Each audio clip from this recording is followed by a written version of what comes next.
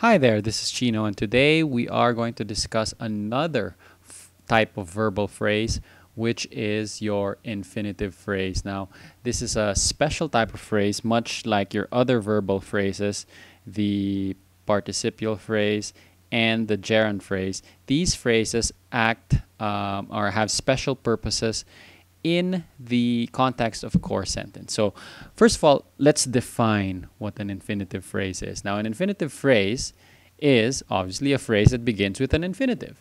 Very easy definition. But what's the form of an infinitive, or how is an infinitive defined? It's the word to plus a verb. So, to plus a verb. So, for example, the verb we're looking at is talk.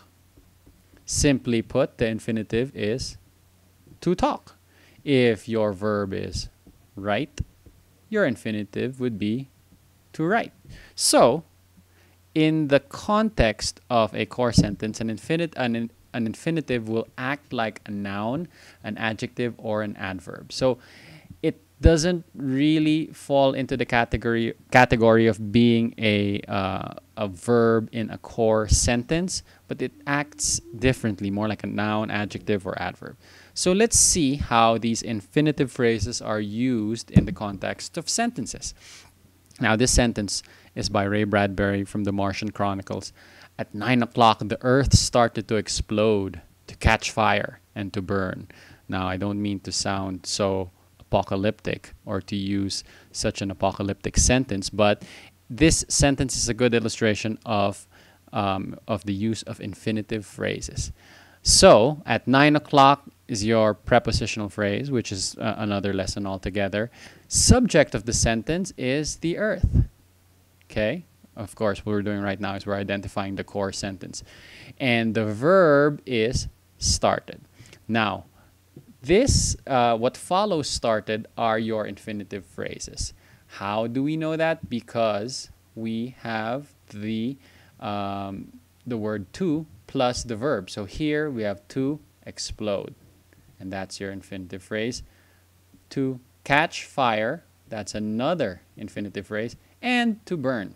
Okay, so I'm going to write down here infinitive phrase. That's the first one, IP number 2 and IP number 3. In this case, these infinitive phrases are used as nouns by Mr. Bradbury. Let's take a look at another example by Jack London. To get his feet wet in such a freezing temperature meant trouble and danger. So, first thing I like to do again is to identify the core sentence. Now, you may be asking yourself, so what exactly is this sentence about? What's the focus of this sentence?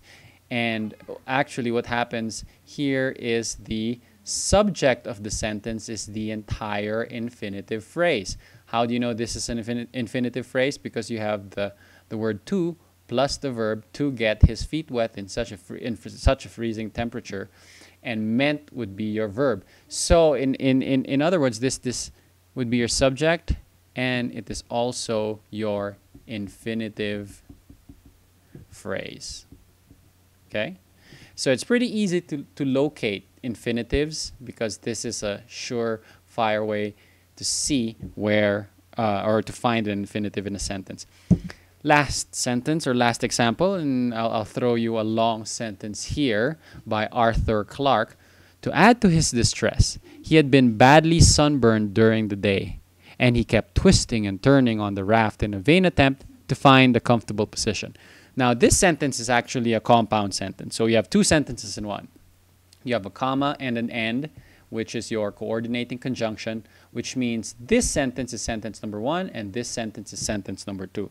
So let's take a look at the first sentence. To add to his distress, he had been badly sunburned during the day. He, your subject, had been your linking verb, and then you have your infinitive phrase right there.